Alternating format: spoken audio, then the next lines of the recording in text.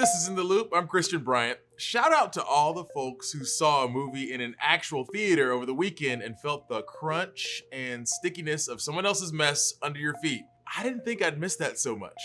Anyway, here's what we got for y'all. President Biden and Russian President Vladimir Putin are set to meet in Geneva this week. We'll tell you what to expect and why some experts say they have low expectations for the meeting. Plus, we'll hear from one man who says his partner's QAnon obsession drove them to the brink of divorce. But first, here's what you need to know right now.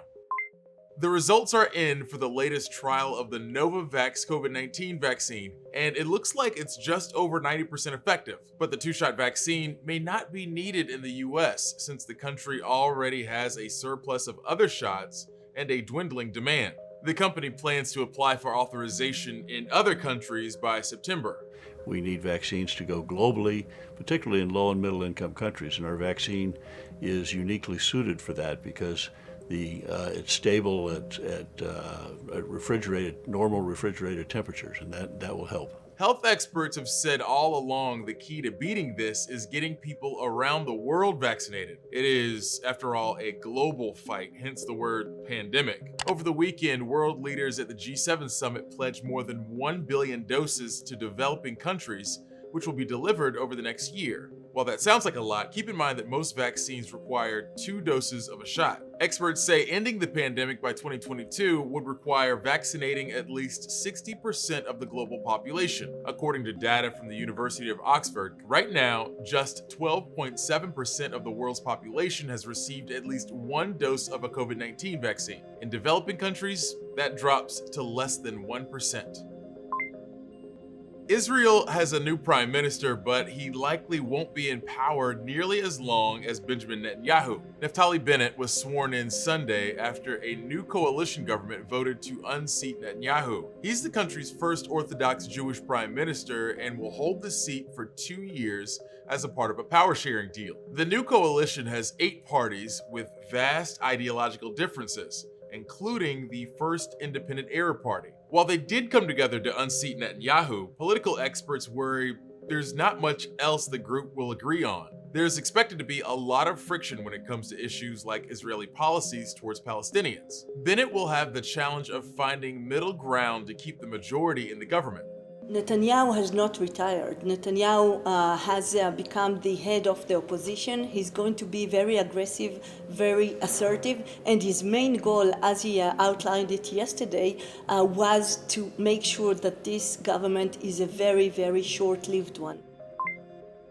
President Biden's first international trip as commander-in-chief will wrap up this week with a meeting with Vladimir Putin. And there's no shortage of things to discuss, including the Russian president's recent comments on some hot-button topics. In an exclusive interview with NBC News, Putin said allegations that Russian actors were behind US cyber attacks and election interference were farcical. We have been accused of all kinds of things, election interference, cyber attacks, and so on and so forth, and not one time did they bother to produce any kind of evidence or proof, just unfounded accusations. Those denials from Putin could be a preview of how talks might go when he meets with Biden on Wednesday. Biden has reportedly been prepping for their chat by studying Putin's tactics and soliciting input from other world leaders. But Biden and Putin are heading into their meeting with some common ground. Both feel that the relationship between the US and Russia has reached a low point, and both have expressed a willingness to work together to improve that relationship. President Biden told reporters at the G7 summit in Switzerland that he's not looking for a conflict with Putin, but plans to be very straightforward with an interest in addressing Russian actions that are inconsistent with international norms. It's clear he sees some value in having a discussion with Putin, but not everyone shares that sentiment. Newsy's Sasha Ingber spoke to experts who weigh in on what to expect from Biden's meeting with Putin. So you know Vladimir Putin, you think he's a killer? Mm-hmm.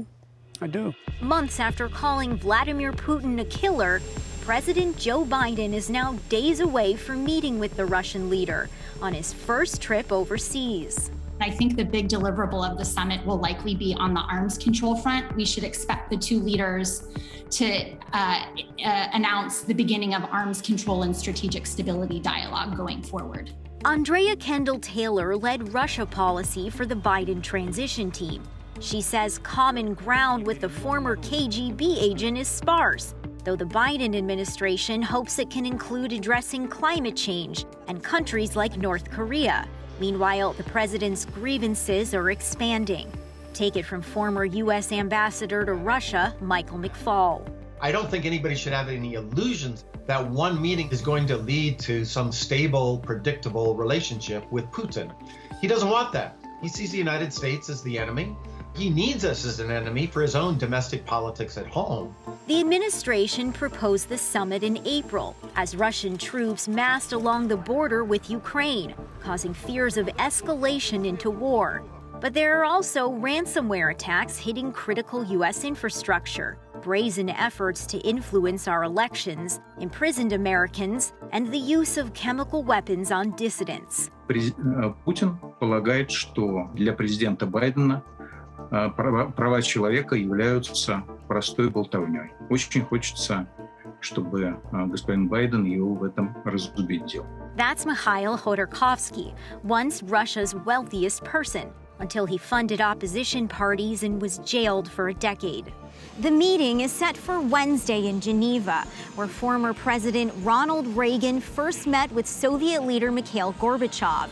And some experts say just sitting down together is important, including a former spy who founded a Harvard-sponsored discussion group with retired Russian and American military and intelligence officers. It establishes a process that we don't have. The channels of communication right now broken down between the U.S. and Russia. They need to be restarted. Only Putin and Biden can do it. Other Russia experts don't support the summit, saying Putin's words rarely match his actions. What's certain, the meeting will stray from former President Donald Trump's in Helsinki, where he defied the U.S. intelligence community's conclusion that Russia meddled in the 2016 election. Now, Biden's National Security Council just striving for stability. We've said from the beginning that we are not interested in a reset, nor do we want escalation with Russia. A cold start decades after the Cold War. From Washington, Sasha Ingber, Newsy. When you're back, we'll check out the final installment of our series, Living with Q.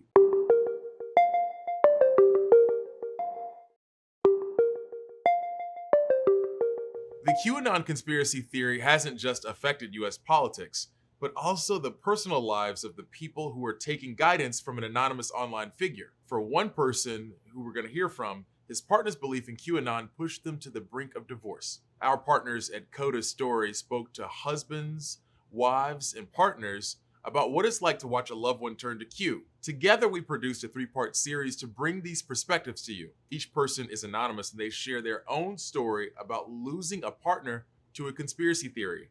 Here's part 3.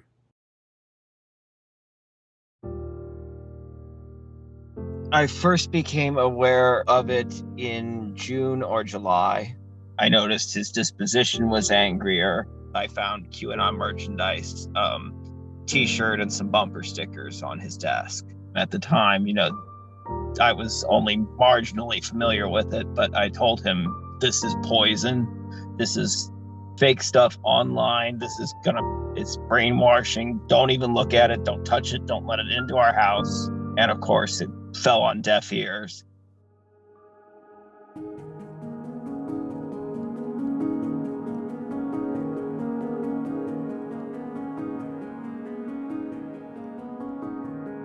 We used to enjoy lots of things. We both like all types of ethnic food. Eating out has always been a big part of our relationship. Movies, theater. I'm still a member of a chorus and he'd come to all my shows. We were just typical middle-class gay couple. We just had fun.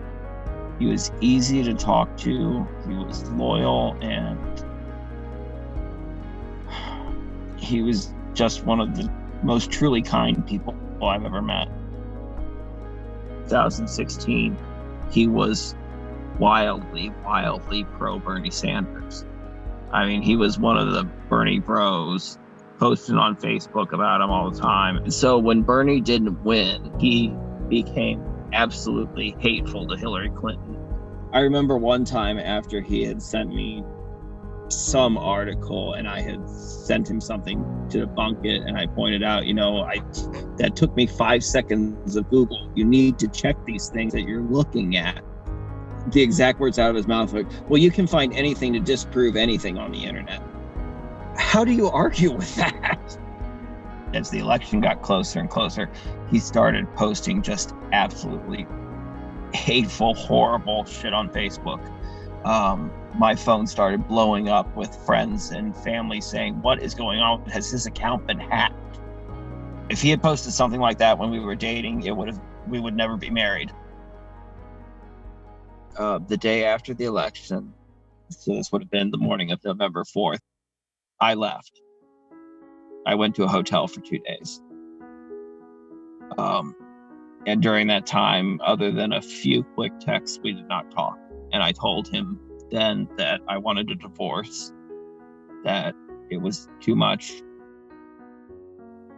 We had a confrontation, said a lot of things. He was crying, and by the end of it, I thought maybe this is salvageable. I said, you stopping the shit posting on Facebook would be a big step in the right direction. And he did do that. So I thought we were making progress. Then when I came home, I asked for counseling, and he told me he would consider it in 3 months. That meant after the inauguration, when by then he thought the storm would have happened, and I'd have to admit that he was right all along. So it was just totally disingenuous on his part, total manipulation. My thought and strategy was that I was going to take this reset period, and if Biden could just get in office peacefully, then I was going to start deprogramming. But then after what happened on the 6th, I spoke with a divorce attorney on Thursday. I'm not 100% decided, but it's too much. There's this shadow between us, this distance. These people aren't going away.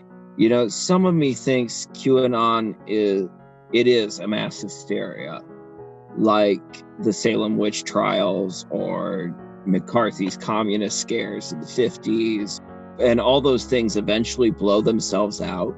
But we've never seen a mass hysteria that had the power of the internet behind it. I don't know how it's going to morph once Trump is finally out of office. I don't know what's going to happen, but I don't think it's going to be like a light bulb and it's just going to flick off and go away.